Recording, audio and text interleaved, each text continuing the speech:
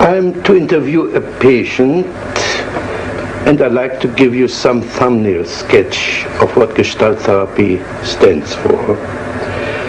Gestalt therapy is working on an equation: awareness, equal present time, equal reality. In contrast to depth psychology, we try to get hold of the obvious, of the surface, of the situation in which we find ourselves, and to develop the emerging Gestalt strictly on the I and thou, here and now basis. Any escape into the future or the past is examined as a likely resistance against the ongoing encounter. Modern man has alienated, given up so much of his potential that his ability to cope with his existence becomes badly impoverished. My aim is this: the patient should recover his lost potential. He should integrate the conflicting polarities, understand the difference between game playing, especially the playing of verbal games, on the one hand, and of genuine, authentic, confident behavior on the other. The civil war of inner conflicts weakens the efficiency and comfort of the patient, but every bit of integration will strengthen it. Now, in the safe emergency of the therapeutic situation, I repeat, in the safe emergency of the therapeutic situation, the patient begins to take risks and to transform his energies from manipulating the environment for support into developing greater self-support, that is, reliance on his own resources. This process is called maturation. Once the patient has learned to stand on his own feet, emotionally, intellectually, and economically, his need for therapy will collapse. He will wake up from the nightmare of his existence. The basic technique is this: not to explain things to the patient, but to provide the patient with opportunities to understand and to discover himself. For this purpose, I manipulate and frustrate the patient in such a way that he's confronting himself. In this process, he identifies with his lost potential, for instance, through assimilating his projections by acting out the alien parts of himself. Principally, I consider any interpretation to be a therapeutic mistake, as this would imply that the therapist understands the patient better than the patient himself. Takes away from the patient the chance of discovering himself by himself, and prevents him from finding out his own values and style. On the other hand, I disregard most of the content of what the patient says and concentrate most on the non-verbal level, as this is the only one which is less subject to self-deception than his verbal pseudo-self-expression. On the non-verbal level, the relevant Gestalt will always emerge and can be dealt with in the here and now.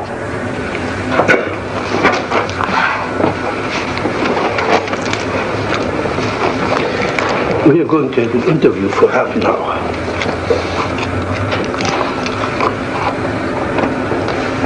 Right away, I'm scared. You say you're scared, but you're smiling. I don't understand how one can be scared and smile at the same time. And I'm also suspicious of you. I think you understand very well. I think you know that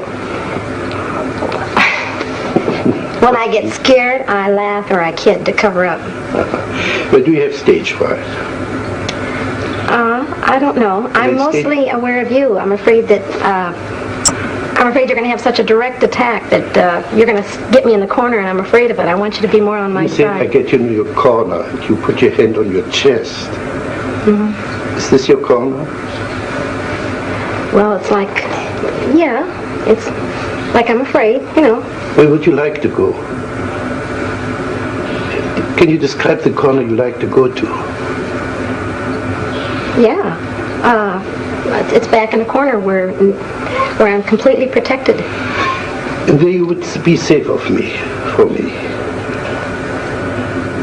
Well, I know I wouldn't really. Well, but it feels safer, yes. Imagine you were in this corner, and you're perfectly safe now. What would you do in that corner? I'd just sit. Just sit? Yes. How long would you sit? I don't know, but this is so funny as you're saying this. This reminds me of when I was a little girl. Every time I was afraid, I'd feel better sitting in a corner. Okay, you're panicky. Are you a little girl? Well, no, but it's the same feeling. Are you a little girl? This feeling reminds me of it. Are you a little girl? No. No, at last. How old are you? 30. Then you're not a little girl. No. Okay. So you're a 30-year-old girl who's afraid of a guy like me. Well, I don't even know if I do know I'll be afraid of you. I get real defensive with you. Now what can I do to you? You can't do anything, but I can sure feel dumb, and I can feel stupid for not having the right answers.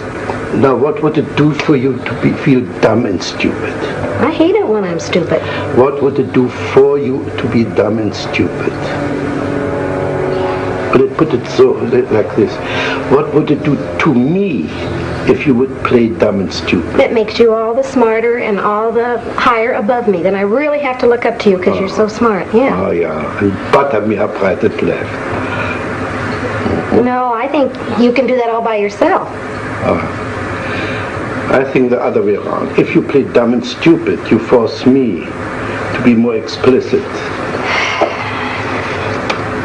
That's been said to me before, but I don't buy it. I don't believe it. What are you doing with your feet now? Wiggling. What's the joke now? Oh, I'm afraid you're going to notice everything I do. Gee. Don't you want me? I want you to help me become more relaxed, yes. I don't want to be so defensive with you. I don't like to feel so defensive.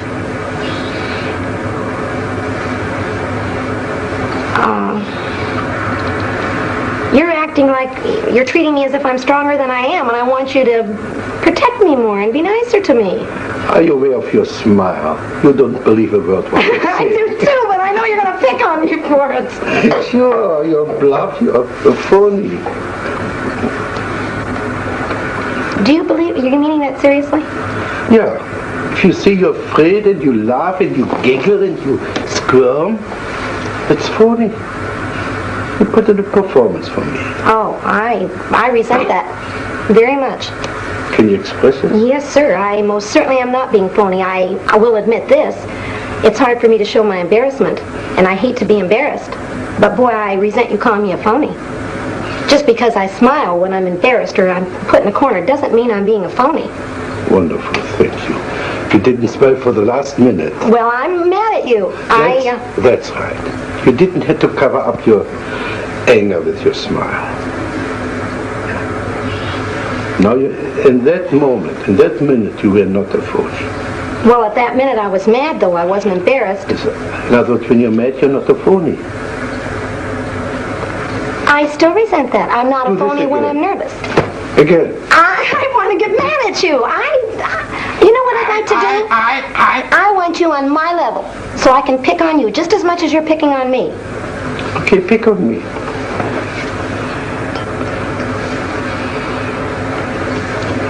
I have to wait till you say something that I can pick on. But what does this mean? Can you develop this movement?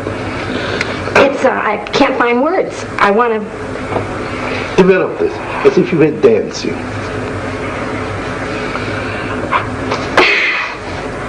I want to start all over again with you. Okay, let's start all over. I know a corner I'd like to put you on. I'd like to ask you a question, and because I have a feeling you don't like me right off the bat, and I want to know if you do. Can you now play Fritz Perls not liking Gloria? What would he say? He'd say that she's a phony, for one. Say you are a phony. You're a phony, and you're a flip little girl, and you're a show-off. And what would Gloria answer to that? that answer, I'd say I think you are too. Now say, tell this to me. Tell me what a phony I am. Well, I'm... Say, Fritz, you're phony. Well, phony's not quite the right word, but it's more like a show-off. A show. Like you know all the answers. Yeah. And I want you to be more human, and that doesn't seem very human to me. To know all the answers is not very human. Yeah, to right away find out how I'm kicking my feet, and why am I doing like this? Why are you doing like that? Oh dear, I've got eyes, I can see you're kicking your feet.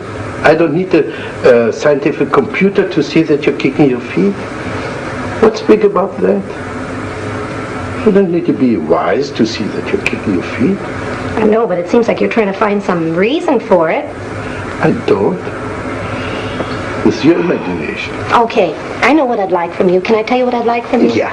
I'd like you to be aware that I'm kicking my feet, and to be aware that I'm giggling when I'm really nervous, and accept it instead of putting me on the defense of having to explain it. I don't want to have to explain why I'm doing these things. Did I ask you to explain it? You said, why am I? Or what am I doing? No. Well, what am I doing, you said. That's right, kicking your feet. I didn't ask you to explain it.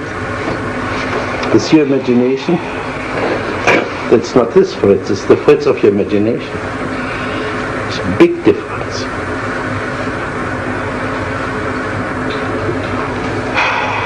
Now do this again. Again. How do you feel now? I don't know. Playing stupid. I'm not playing stupid. I You don't see, know I the don't right know. answer. This is playing stupid.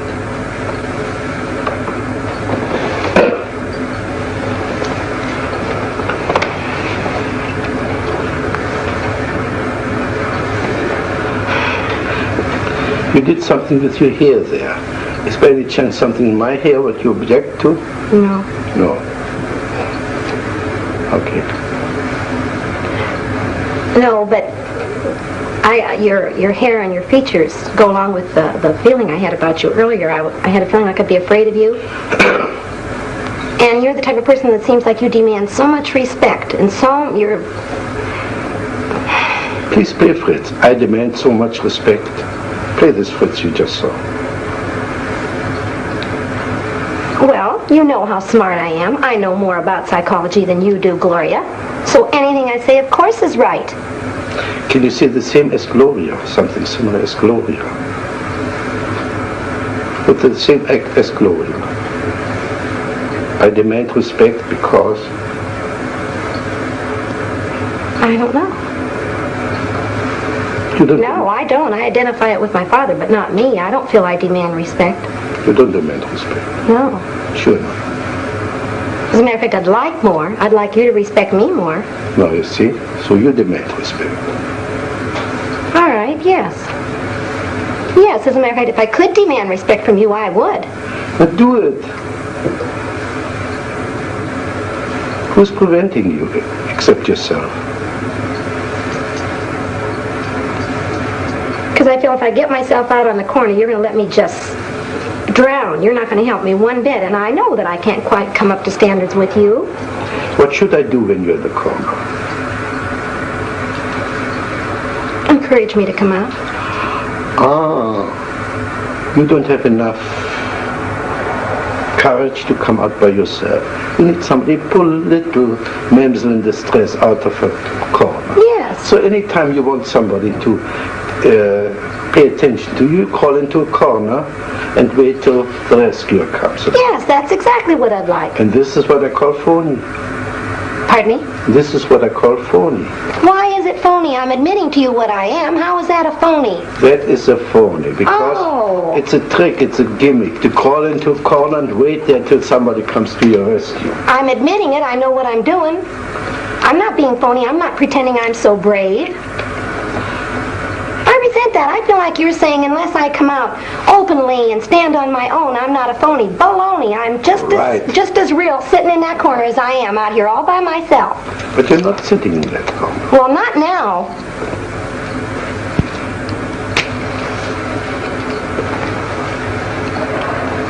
And besides that, it's like passing judgment when you call me phony. I just hate that anyway. Now we're getting somewhere. I call anybody phony who puts on an act. And if you like somebody and you want to meet this person, to go to this person, tell him, I would like to meet you, I would call not phony. But if you coyishly go into that corner, waiting to be rescued, this I call phony. This I call phony. And I still think you're judgmental.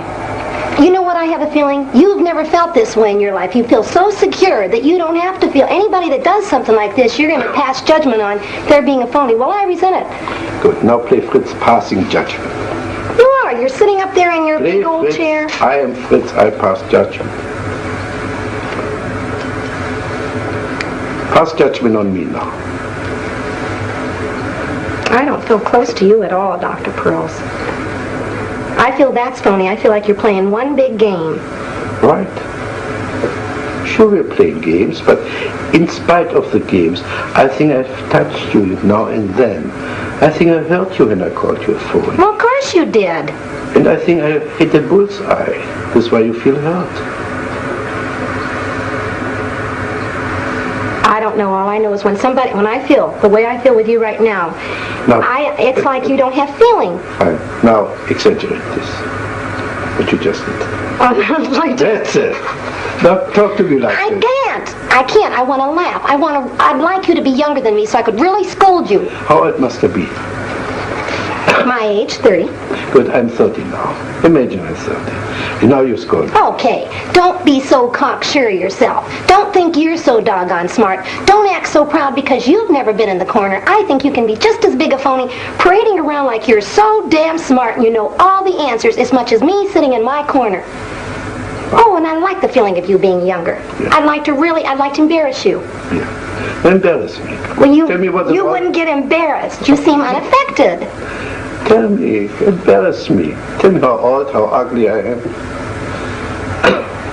You don't look old and ugly, you look distinguished. And that's all the more on your side. If you look so distinguished, then see. That's more on your side, too. Well, Gloria, can we say one thing? We had quite a good fight. No, I know. No. I don't think you're fighting with me. But I felt you came out quite a bit. No, I'm mad at you. Wonderful. But you seem so detached. You don't even seem to care that I'm mad at you. I feel like you're not recognizing me at all, Dr. Perls. Not a bit. This is quite true. Our contact is much too superficial to be involved in caring. I care for you as far as, let's see, you're right now my client. I care for you as far as I like to, like an artist, bring something out which is hidden in you. This is as far as I care.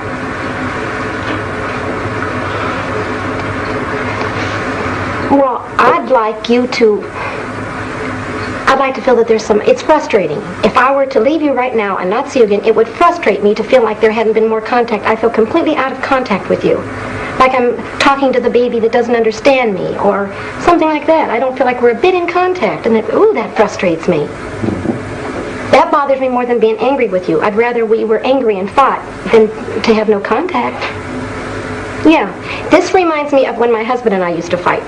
He sits there and he listens to me, but he's not even aware of how much I hate him and how mad I am at him. I'd rather affect you. You to really hate me or something. And I feel like you're purposely staying out of contact with me. How should I be? Give me your fantasy. How could I share my concern with you? I can't say in words. I know the feeling I'd see on you, but I can't say. It's just a feeling like,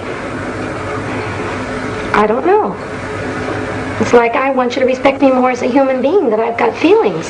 Now we come back to the beginning. So you want respect? Yes, I do. I do. See. This is a different kind of respect than I meant the first time. But you need respect. Yes.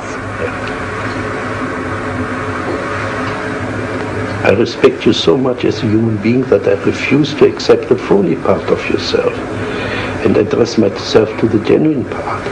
Right now, the last few minutes, you were wonderfully genuine.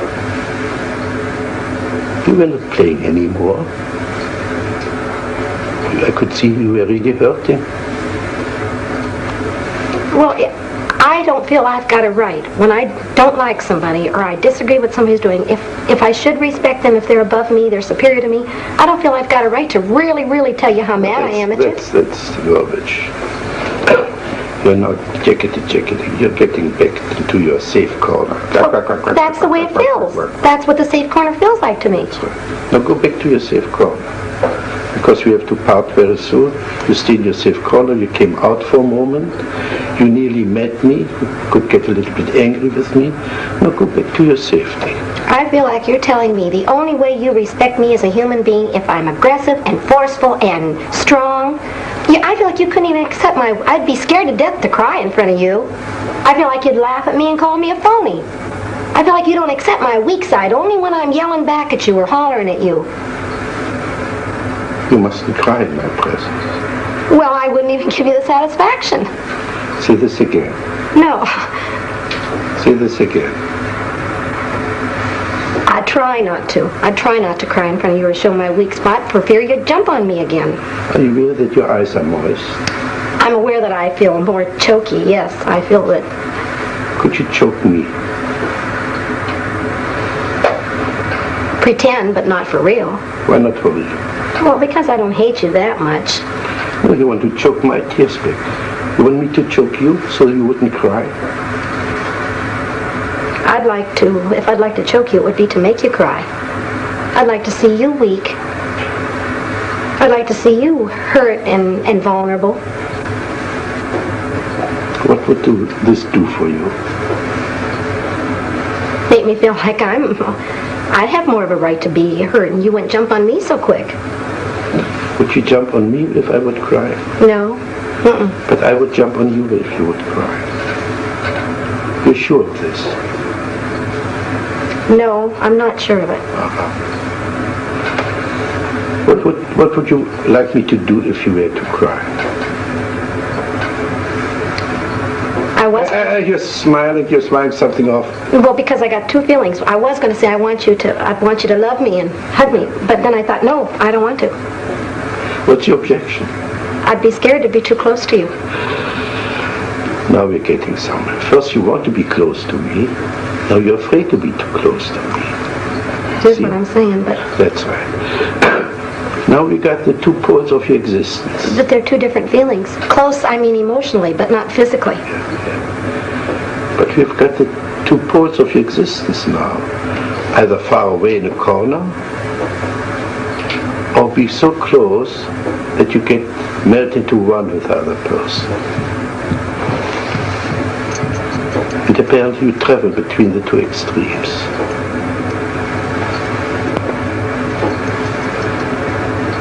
I do. You know what I'm thinking? When I am really hurt and really upset about something, and I want someone to love me, like my girlfriend will do it a lot, and she'll come up to hug me, I don't want it. Exactly.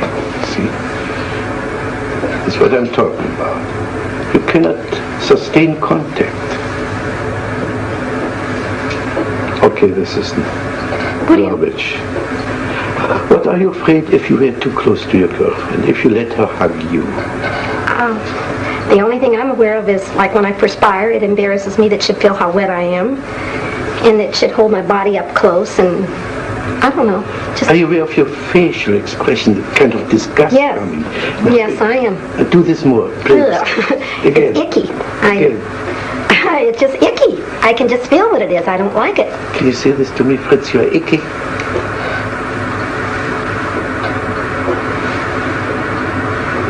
No. No? What's your difficulty? Because I feel like if you really believe me, that would hurt your feelings. Oh, you mustn't hurt my feelings. Well... I thought I was so indifferent, as you said before, that nothing could touch me. No. Now you suddenly discovered a way to touch me, isn't it? Well, you know what I believe? I believe you're the type of person sort of like me, that you act like it wouldn't hurt your feelings, but it really would. You act strong, but you're soft and vulnerable inside there, too. I think your feelings could be hurt, sure. But I don't think you'd show it very easy. What would I do? How would I conceal my feelings? By turning it back on me? by saying, "Now, what did you get from that, Gloria?" You turn the whole thing back on me instead of showing how hurt you were. Now, can you say this to Fritz? What did you get out of this, Fritz? Say this to me. What'd you get out of what? What you just said, just a sentence. Sure, I know what you'd get out of it. If I said, "What did you get out of this, Fritz?" you'd say, "Nothing. It didn't bother me. It was you that did it. You still wouldn't let me know you were hurt. But I know what it would be if you told your true feelings, that you didn't want to show you're hurt, so you covered it up. Same way with me in the corner." Now, if I were hurt, if I would cry, what would you do with me? You wouldn't be so superior to me. You'd be more vulnerable, and I could pacify you and make you feel better. You could hug me. Yes. And I could be the baby. Yes. Yes.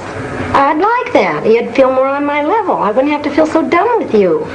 And the other way around, you would have to be my baby.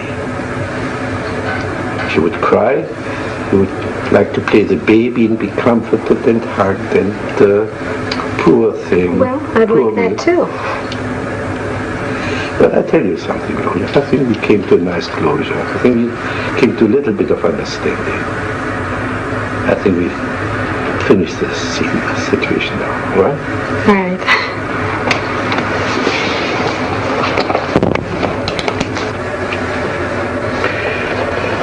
The demonstration was, in my opinion, quite successful and consistent with my theoretical outlook. The avoidance of the genuine encounter manifested itself in three ways. The patient was first taking control by putting on a smiling, sophisticated, phony mask of oscillating between a pretense of being frightened and yet at the same time having me figured out, thus being or believing to be fully in control of the situation. Secondly, she was withdrawing by fantasizing of hiding in a corner. Thirdly, she was blocking the real encounter of melting through crying, which then would have been the real emotional meaning of this meeting. The patient was capable of identifying herself with several fantasies she had projected onto me. This was especially evident with regard to her initial denial for a need to be respected. The need for environmental support started to come out besides her need to get respected. It was verbalized in her wish to be cared for, rescued from the corner, and so on. I broke off the session when the first tears began to appear. She began to play the role of the lonely child and apparently wanted to be hugged and comforted. But here too the assimilation of her projection began to work, and she began to experience holding me like a baby. Apart from assisting her and assimilating her in some projections, the main therapeutic factor was to show her the inconsistency of her verbal and non-verbal behavior. For instance, saying that she was frightened and smiling at the same time. A frightened person does not smile. Where I feared was in the direction of her embarrassment. This embarrassment was protected by her brazenness and anger. To get to her existential embarrassment, we would have to work through and eliminate the phoniness, that is the ease with which we can superficially assume any role that is required for a specific situation. This pseudo-adaptation is her way of coping with life. This is about what I got out of this session.